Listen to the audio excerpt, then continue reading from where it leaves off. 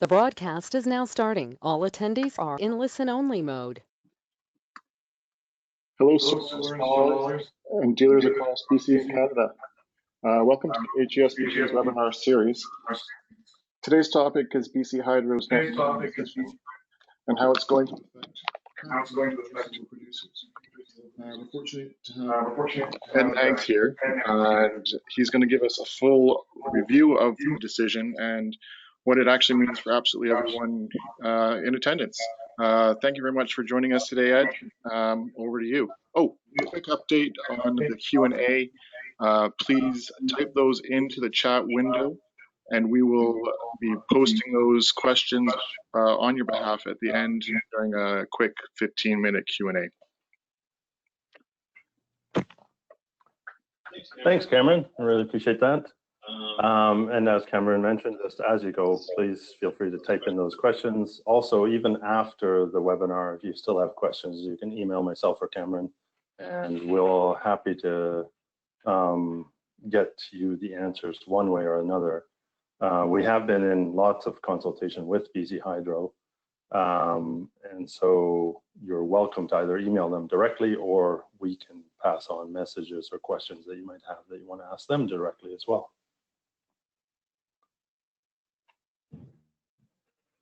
A little bit about HES. So as you know, we're Canada-wide, so locations all across Canada, from the West Coast to the East Coast. I assume most of the people on this webinar are the West Coast, or maybe there's some Alberta people curious of what's going on with the BC Net Metering.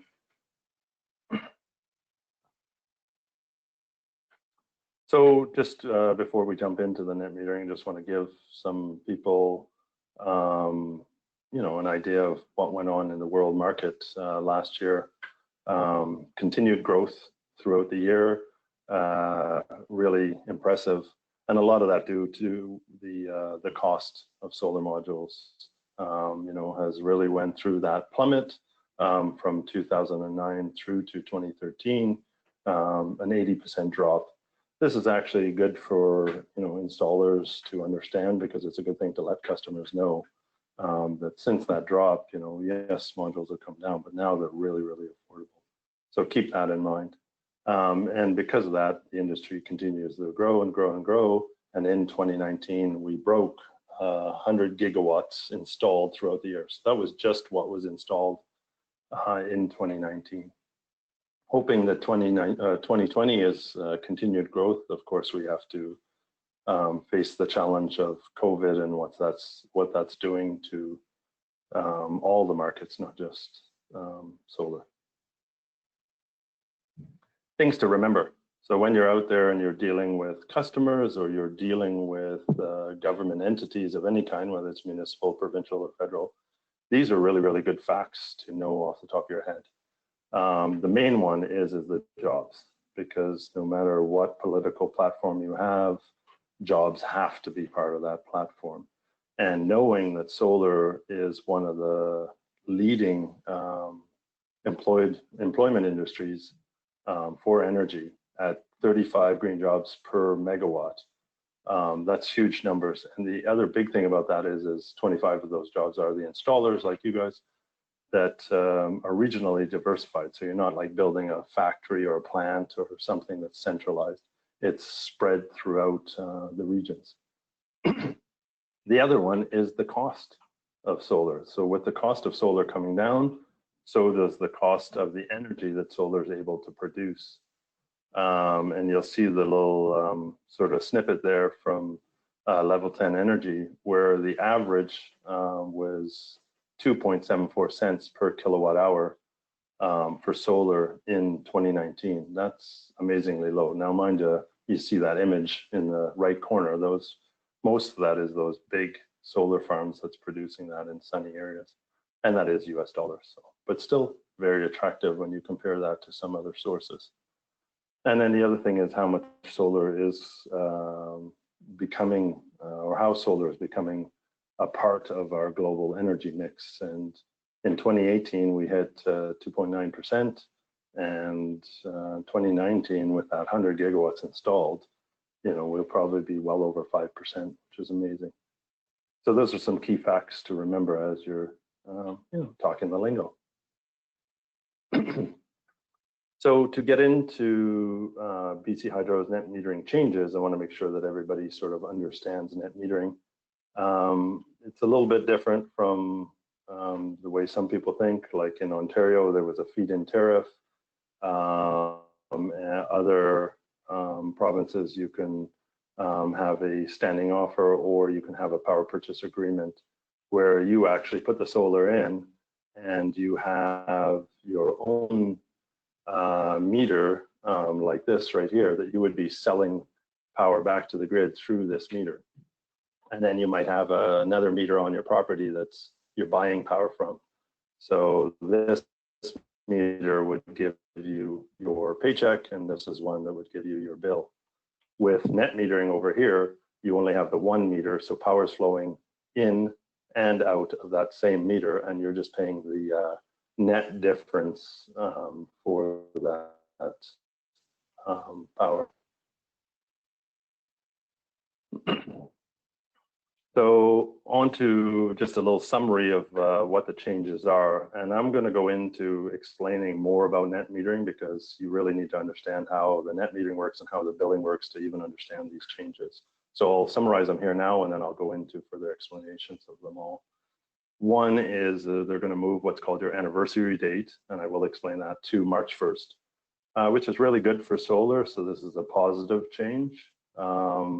Because what you do is you produce all your solar credits during the summer, and then those credits get used up during the winter, and that is supposed to get rationalized on your anniversary date, which now will be March 1st, so that works great for solar.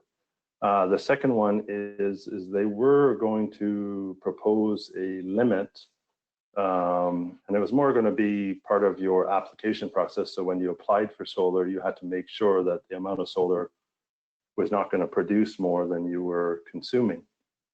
That actually got scrapped. So now you can just submit your applications and you don't have to worry about the matching. You still should, because that's just good design practice. And again, I'll go into that in a little more detail. And then the last one is the trickiest one, and that's when you hit your anniversary date. BC is the only province that actually would pay you out some money if you still had excess credits. And what they've done is they've changed that from an old rate that was linked to that standing offer that I showed you in the previous slide, to now it's just going to be the market rate, and they call that the mid-C prices. So it's the wholesale market, if you were buying energy as a wholesaler. So how BC Hydro actually buys power, which actually seems logical to me. And the last little bullet is about what legacy customers are going to see. So customers who joined the net metering program before April 29th, 2019. Oh, and at the bottom of the screen there, that's the link to the BCUC decision if you want to look up the, whatever it is, 100-page document. But hopefully I can summarize that for you here and you don't have to use your precious time. So an important part of explaining the net metering is understanding how BC Hydro actually bills you for power. And to do that, these are the current rates for power. And what we have is we have two steps. So we have our step one, which is 9.35 cents per kilowatt hour. And you can see down here, that's for the first 1350 kilowatt hours. So as you're using power for the first 1350 kilowatt hours, that's what you're going to get charged. And then anything above that, you'll get charged this 14.03 cents. So that's what they call the step two rate. And the nice thing about the net metering is it actually works in the reverse. So first you're going to save this rate, and then as you wipe this rate completely out, then you start saving this rate. So it's quite a nice feature there. So I want to make sure that people understand this, because a lot of people see that previous slide and say, well, we were getting 9.99 cents and now it's going to be market rate, but that has nothing to do with 98% of the customers. These are the rates that you're actually going to be saving, and these are what matter to you. And the thing with these rates is you're saving them and they are actually going to continue to go up. So your savings get better and better and better.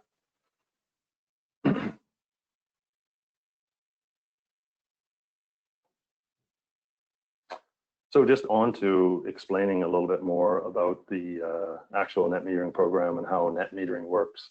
Net metering is a little bit different. Some provinces use what's called net billing, which operates a little bit differently in the fact that they're always trading in dollars.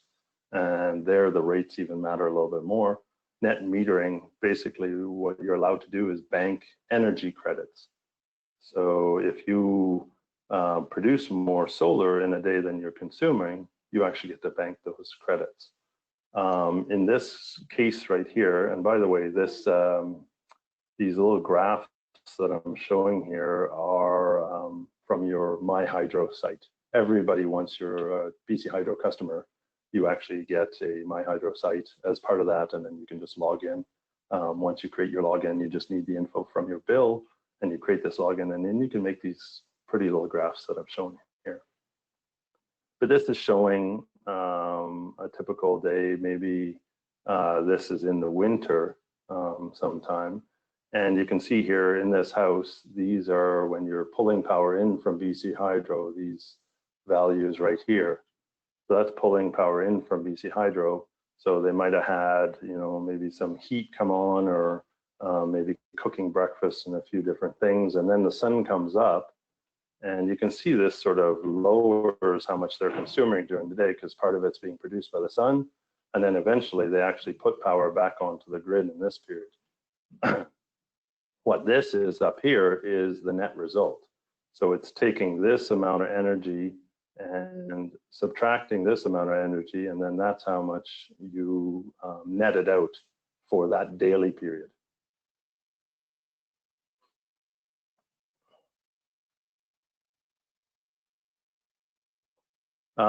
So in that sort of net inflow, that would be the same as, say, over a billing period. So that was a day that I just showed you.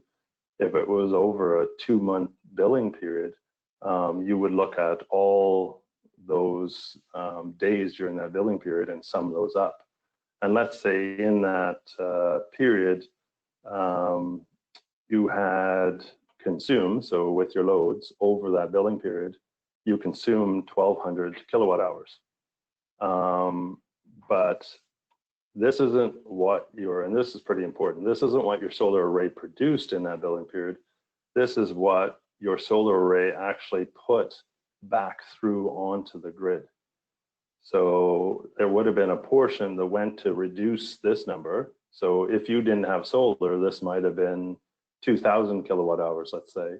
But because you have solar, this is knocked down to 1,200, and you also had 200 flow back out on the grid.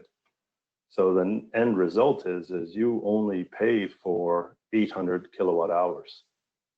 So that's a big important part to understand about the net metering program. And I'll show you on the next slide what a utility bill actually looks like. So this is a bill that you might receive from BC Hydro, and I think they still have this up on their site that you can actually download and see these as an example. But so here you'll see when you join, so say you're not in net metering program, you haven't decided to go solar, this meter will be your meter number, and this will tell you what you started at, so this is your register reading, and then what you ended at, and the difference between those two numbers. So this 1,200 is how much you consumed. But because you have solar, the solar is going to reduce that number. But then you also get this second thing that shows up on your bill called your outflow register. And your outflow register will show what flowed back onto the bill. So here you see the 200 kilowatt hours that went back. And so normally it would have been 1,200 minus 200, and you're paying 1,000 kilowatt hours on that bill. But what this person had from the previous bill is this really cool thing in their, what they're called their customer generation account. They had banked 100 kilowatt hours. from the previous bill. So that 100 kilowatt hours also gets subtracted from that 1200. So you got the 200 subtracted and you got the 100 subtracted. So there's where you see that they only get charged for 900 kilowatt hours. Where this number probably would have been somewhere around 2000, and they would have been charged for that 2000, and they would have went into that step 2 rate. But here you can see they only had to pay in the step 1, which is another big benefit.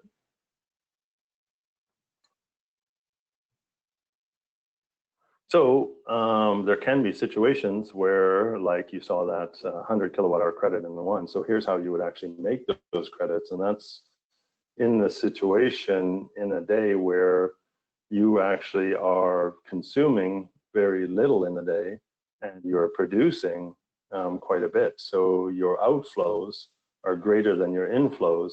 And then therefore in that day, you result in a net outflow. And if that keeps happening day after day after day, which is normal in the summer, you're going to get a bill that ends up having a net outflow. And I will show you what that looks like. So here's what it would look like from that pictorial house. Of course, if you're produced in that billing period, your solar array had an outflow. So again, this is what flowed out to the bill. And maybe during the evenings, you had an inflow of this 200 kilowatt hours. You have a net result of 600 kilowatt hours that you have left over. And I'll show you what that looks like on the bill side.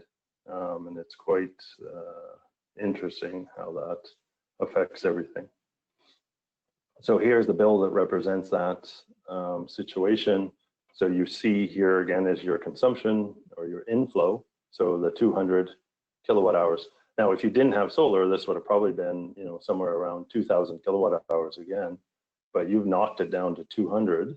So you've reduced that, plus you put back a whole bunch onto the grid, which you get a kilowatt hour credit for. So now this value minus this value, you end up with this awesome looking factor, which is really cool when you get a bill that has one of these, and you got 0 kilowatt hours sitting here. So you pay 0 for that bill, but then you'll see here that the current balance in the customer generation account now is 600 kilowatt hours.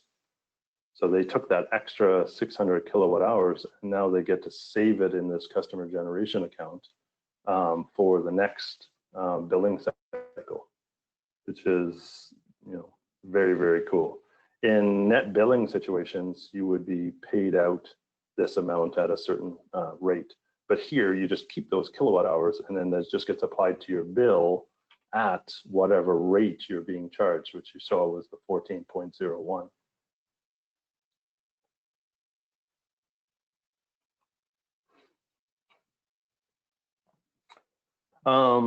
BC Hydro has actually done a really good job, and I know Aleftina Golatova has actually been a proponent in pushing them to get some of these clarifications out. And this is actually some snips from the latest copy of the bill, and you can see they're now starting to add some of the pictorial stuff that I've just been showing you. So on your bill, it will show you what your outflows was and your inflows in this nice little picture up here.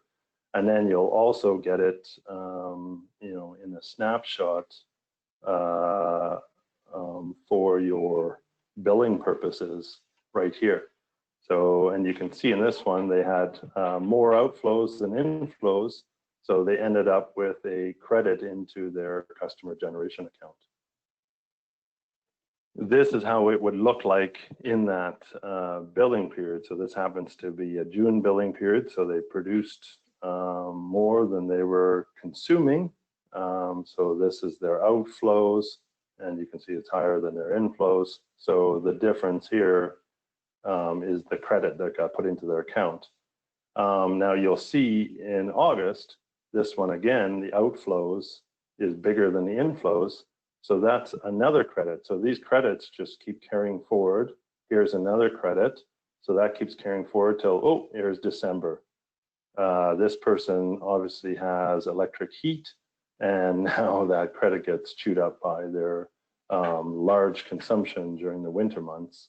And now you're going to hit March, which is what I was talking about, your anniversary date. But by then, all these customer credits are probably used up. And I'll explain that a little bit further as we go.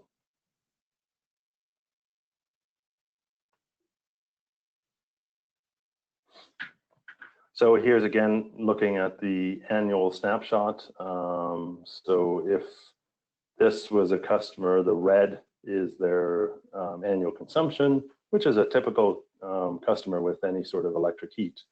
So that heating load is a big one, and that will consume more in the winter months. And then the solar, of course, produces better in the summer months.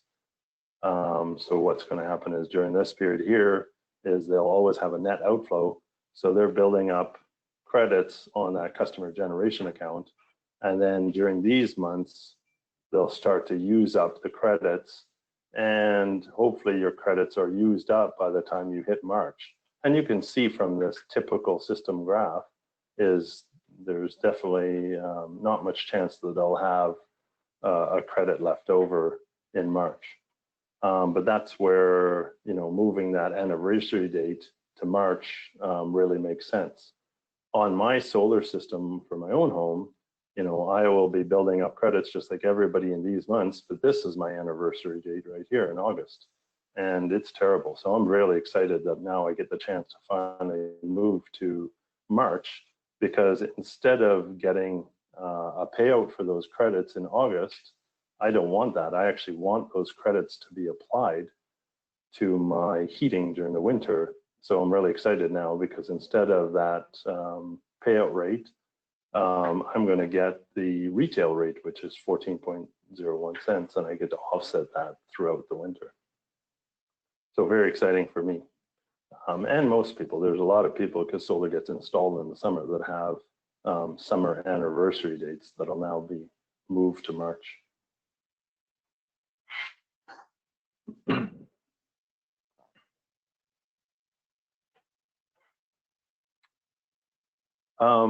So again, if you look at this from an annual perspective, when you're designing systems, you're trying to design the system so that the amount of solar you're putting on and the amount of energy that that solar will produce is less than the home is consuming.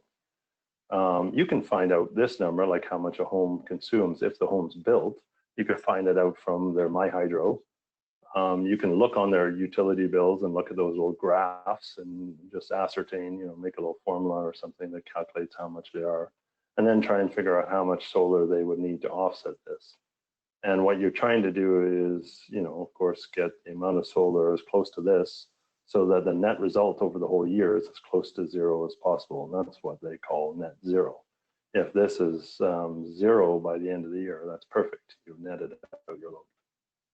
And in some situations, that's easy to do. In some situations, you're not sure what the consumption is going to be, because they might add loads. The big one these days is electric vehicles. So you might add an electric vehicle. So it was going to be critical that you had that formula down pat, but you no longer need to do that. And I'll show that in a little more detail in a bit.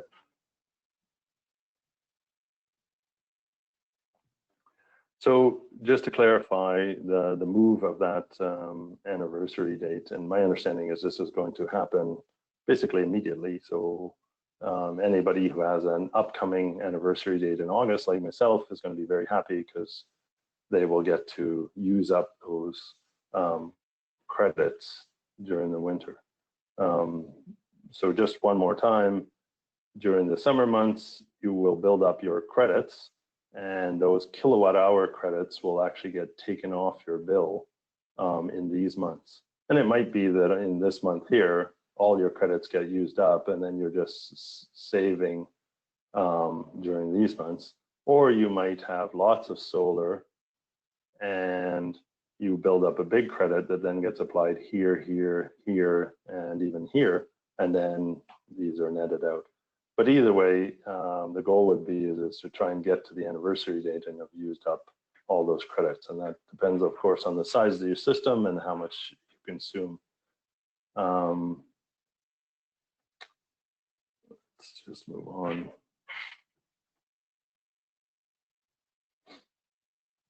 So one of the things that BC Hydro was asking for is that when you apply to the net metering program, that you would size your system to make sure that you didn't have a surplus at the end of the year. So and that completely makes sense. It's supposed to be a net metering program. You're supposed to net out your load. So you're supposed to actually figure out what your annual load was going to be, and then put enough solar on so that it was either equal to or less than the annual load. I think you were allowed to be within 10%. I can't really remember now, and it's irrelevant because this is going away. And the issue with trying to do this is, of course, nailing down what this is going to be like for the life of that homeowner. An example would be for me is right now, 2 teenage girls. Our hot water usage is probably twice what it will be in 5 years' time when we kick them out and they have to go to university and we get rid of them. I hope they're not listening to this webinar, or I'll be in big trouble when I get home. But our load is going to go way down, and so all of a sudden our solar will be taking over a larger portion of what that load's going to be. And then for some people that changes, and like I said, the big one is adding electric vehicles to that.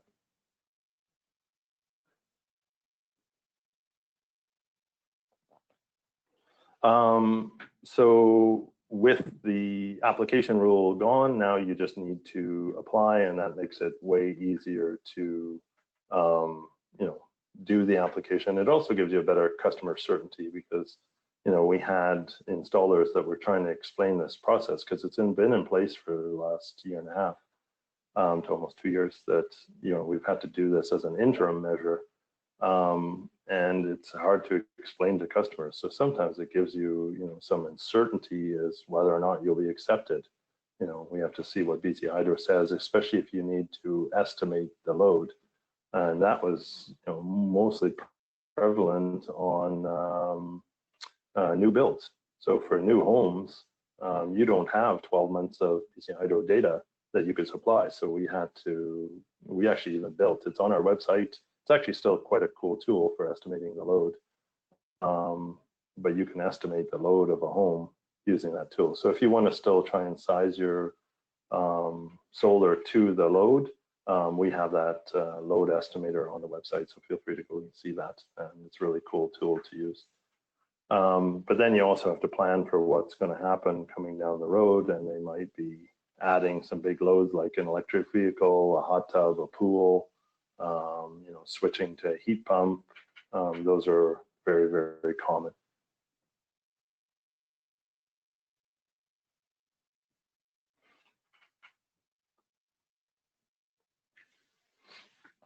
So, and I probably should have started with this. One of the real reasons this whole thing came about was that there was some net metering customers that had put systems into place that were much larger than the load that they had on the site.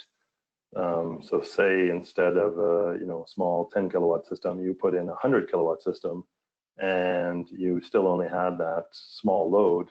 Now you're going to have an annual access that's huge. So you're going to get around to your anniversary date, and you're still going to have this huge credit of kilowatt hours in your customer generation account. And then BC Hydro had to pay that out, and had to pay it out at the 9.9 cents. So it wasn't fair to the net metering program, and it was actually putting the net metering program in jeopardy.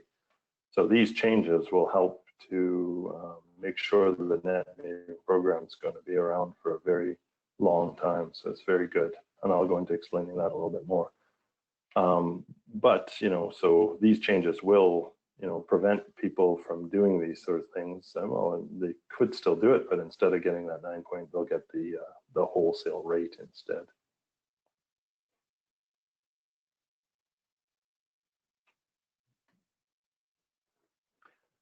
So this is what that system would look like, you know, compared to the previous graph where it showed you. And you can, of course, see that, you know, the system is constantly in a net outflow, as we called it from before. So during the summer months, you're still building up your credit, but you have no chance to use up those credits before you get to your new March 1st anniversary date. So what's going to end up happening is on March 1st, in that customer generation account, you will have a certain quantity of kilowatt hours that will have to be paid out at that new wholesale rate.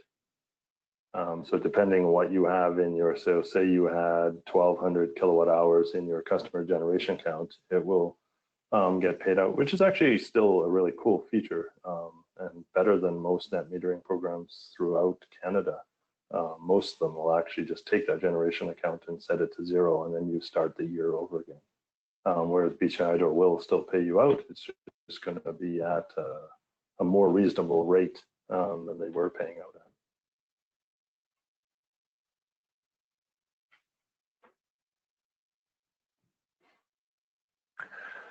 So this is where in there that they talk about, you know, that previous rate that they were paying out at the 9.99 cents. And like I said, that was a link to the old standing offer program.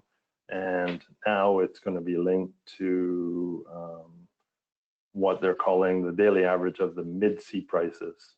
Mid-C prices, and I only just really learned this because I don't follow electricity wholesale pricing at all.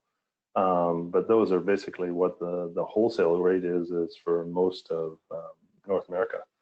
So it's actually quite an intensive process that goes through to establish those rates. They're looked at daily, averaged, hourly, actually into daily, into monthly, into annual. And then of course they would be in US dollars and then taken into Canadian dollars. So what they'll do is they'll do a calculation for that. And they'll do that every January 1st, and then establish that rate for the March 1st payouts that need to occur. Here's, I guess I'll add a little bit to that, is because there are some customers who may have oversized their system and have been getting a credit, and maybe they planned on that credit. You know, to make the economics work for that system, they will get a grace period. So actually they get to go till April 30th, 2024, where they'll still be getting that 9.99 cents. So for anybody who had, like, I don't know if you know the process, but one of the steps is you receive an email back from BC Hydro saying your application is acceptable. So if your application was acceptable before April 29th, 2019, you're going to be getting that 9.99 cents. But important to remember, this is only relevant to those people, and like it's probably 3% of the net metering customers out there that have an access after March 1st. So those 3% is who this is going to affect. So if you're not in that 3% and you sized your system correctly, you're fine. And even if you're not fine, you're still going to get the wholesale rate. And here's what that wholesale rate was. So I found this graph. It was actually part of a BCUC inquiry into Site C. And this is posted throughout the years. And you can see this section here from 2009 to 2017. The rate fluctuated somewhere between 2 and 4 cents per kilowatt hour. So instead of 99.99 cents, you might get 4 cents per kilowatt hour, which to me is still great because all throughout the year, you've used those credits against 14.01 cents. So you're getting all that. And then if you just haven't used it all up, you get 4 cents, but you get something. So that's actually really cool way of doing it. And I think that makes total steps. Next steps, they're of course going to adjust all the anniversary dates, and I think that's happening fairly quickly. So if you had an August one, it's probably going to move to March 1st. the application speed is going to be increased now because we have the no sizing requirement. So they don't have to go through that check. Did you size it to the load? They have to look at the load for that site, make sure everything matches before it goes to the next stage of the application process. So now that stage has been wiped out. So hopefully the process speeds up. And then the last one is there is still a need for community solar. Community solar is where, you know, there might be a group of homes or an area that either can't do solar because maybe they're in a big treat area, but they have a field nearby where, say, 10 homes could put it in the field, and if they could use that credit. So some people were going to try and use the 9.99 cents to do that. So now we may have to, you know, work with BC Hydro to try and come up with some way that those communities could then just get the credits, the energy credits from that solar field and apply it to their homes under the same sort of net metering regime. So we'll see if that can be addressed as things go forward. And we want to make sure that net metering is included in the energy resource plan, which that's sort of seems to be heading in the right direction with the help of a lot of people in the net metering department from BC Hydro. So thanks to them, it looks like you know, solar and net metering are both going to have a really good presence in the energy roadmap for BC. So maybe let's turn it over to Cameron to see if there's any questions coming in. Perfect. Thank you, Ed. Thank you very much for that presentation, and thank you everyone for joining us today. If you do have Q&A, please put it in now, type them in, and we will be answering it shortly. There are a few questions that have come in. The first question, Ed, is will the anniversary date be automatically moved to March 1st, or does that require an input request? Very good question. So yes, that anniversary date will be automatically moved to March 1st unless you say otherwise. So it's going to be the default anniversary date for any new system. If someone does not want that anniversary date for whatever reason, maybe they have bigger summer loads or something, or it's not solar, for example, then they can request to have an alternate anniversary date. And I'm not sure exactly how that request process is going to work, but the default is definitely going to be March 1st. So if you do nothing, you get March 1st. And that goes for existing customers and new customers. Great. Next question is 100 kilowatt AC max system size rule. Do you know why they won't remove that cap to provide a better opportunity for commercial solar projects? Yeah, that's a good question, and you know, that's something that has been discussed quite often. That was not part of this review, so you know, when they apply to do something, you can't really say, you know, we want you to move that, because that wasn't part of the application that they were submitting. But I definitely do agree that it would be nice to see that, you know, even slightly higher. Part of the rationale that I understand is that for them, it allows the process to flow a lot faster because of that size limit. And I can tell you, because I do net metering systems all across the country, so with all the different provinces, but with all the different utilities within the provinces, and some provinces have up to 30 utilities.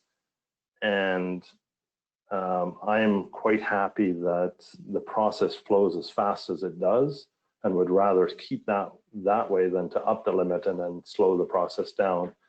And you can actually go beyond the 100 kilowatts. We've done now a few systems in BC that have gone beyond the 100 kilowatt, but then you switch to a load offset program and no longer a net metering. So you're not overproducing in the summer, building up credits.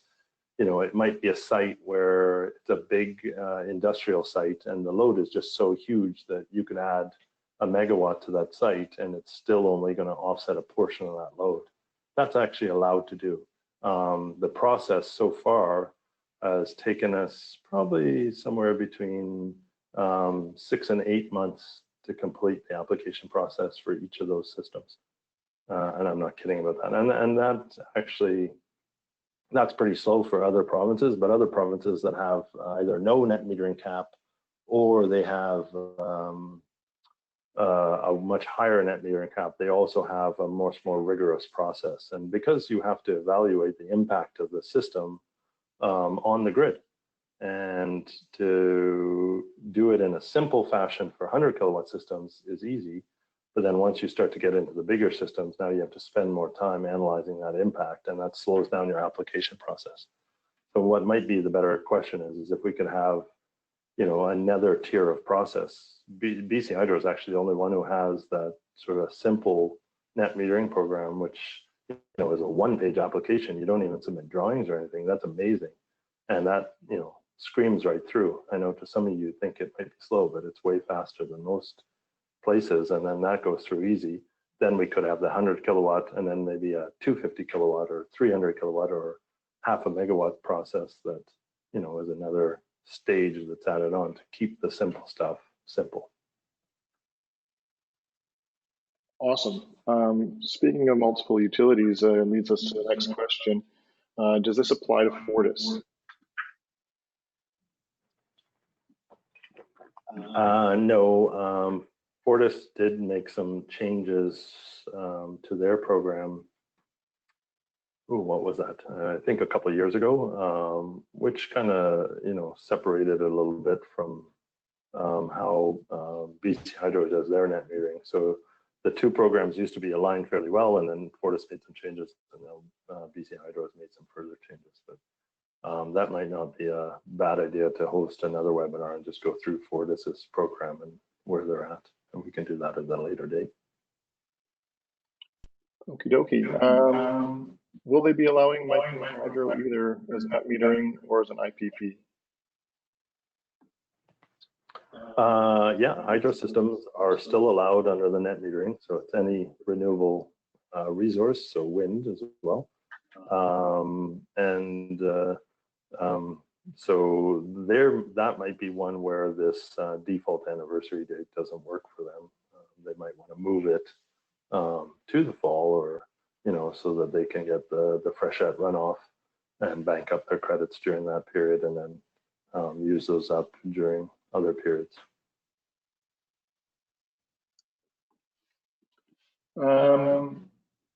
Okay, so next one. Do you feel the no size limit for a system will create an issue going forward? Example, if people are overproducing and mid-C rates end up increasing, will BC Hydro once again see it as unfair because people are profiting?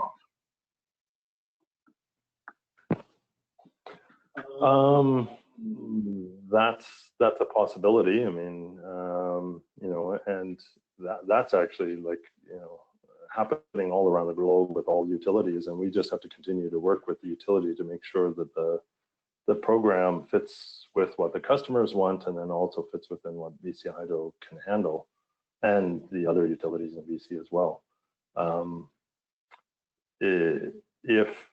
If the mid-C rate goes up and solar continues to come down, you know, you're going to be at a point too where the mid-C rate might make economic sense, and I'm not sure what BC Hydro will do to that. But they, you know, there'll be probably only a few people that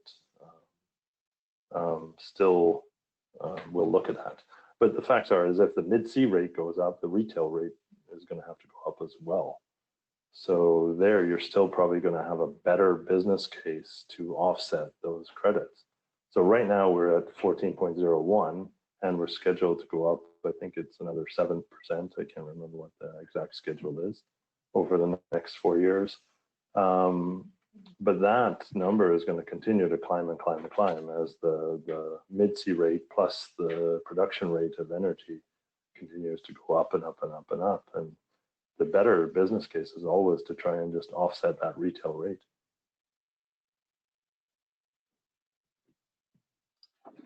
Thank you. Curious, just how much solar would be required to offset an average residential single-family homes? just on average? That's actually, go back to here. So where was that calculation? Right here. So this is a 10 kilowatt system, and this is BC Hydro's formula for what it would produce. It would actually produce quite a bit more than that. But this over here, annual load, is the average BC annual load. This is actually taken from BC Hydro's data. So this is the annual load. So you can see roughly a 10 kilowatt system is what's required to net zero the average home. Excellent. We've got a couple more here. Can you comment on the mention in the BCUC report that BC Hydro is going to look at virtual net metering? Yes. So that goes back to that community solar comment. So virtual net metering is so say you had a field where you put a 100 kilowatt system in, and it generates, say, just for simple math, 100,000 kilowatt hours of credits. Then those credits can be then shared across a bunch of different homes' utility bills, each billing cycle. So that's where it becomes virtual, because it's not actually on the person's roof producing the energy directly through their meter. So you have it through its own meter, and then those credits get applied to the other bills. So it becomes a virtual plant instead of directly on the home. And so I think that that's a huge thing that we do need to push for, because I know that there's lots of communities interested in doing that. And there might be even some systems that, the new mid-C rate would affect, and they could, maybe switch to that type of program and form a co-op or whatever the case may be to share those credits, or however it will need to be done.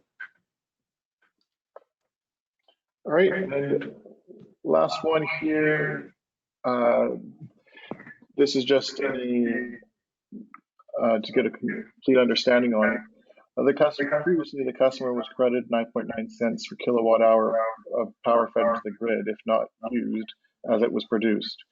Are they correct in assuming that now the customer is credited with kilowatt hours rather than dollars, and the kilowatt hour credit will be applied to the next period? Let me use this graph here, because this is a pretty important question to make sure that we get it right. So if this was your system, and let's say your system was a little bit bigger, so during these summer months, we're actually getting a little bit more credit. You've always actually, when you have more outflow than you have inflow, you actually always built up a kilowatt hour credit. The big difference is say you had this situation, and during these months you built up, let's say that this builds up 2,000 kilowatt hours of credit during the summer months. And this happened to be your anniversary date here in October. That 2,000 kilowatt hours would have got paid out at 9.99 cents. So on this day, you would have received a check for that amount. Now, instead of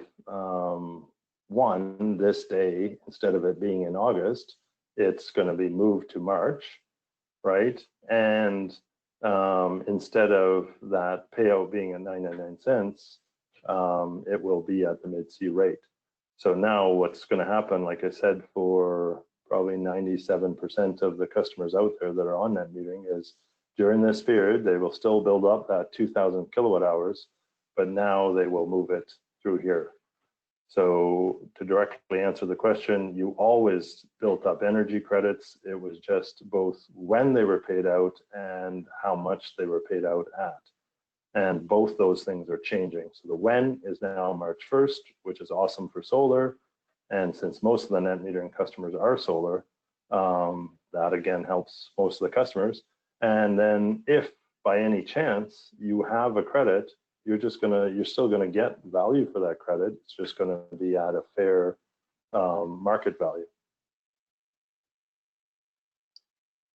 Awesome. And actually, we've got one last one here. Do you know if this will apply to communities such as New Westminster and or Penticton? That's a good question, and both of those, I certainly know New West, more so than Penticton. New West has followed BC Hydro's lead. So I would say yes to that one. I don't see why they wouldn't just continue to follow and make these changes as well. Penticton might be a blend between BC Hydro and Fortis, so we'll have to see what they do. Awesome, Ed. That was every single question. And everybody, thank you very much for joining us today. We look forward to seeing you again at our next webinar, and have a great day. Thanks everyone again for joining us. Thank you, and email us if you have any other questions. Cheers.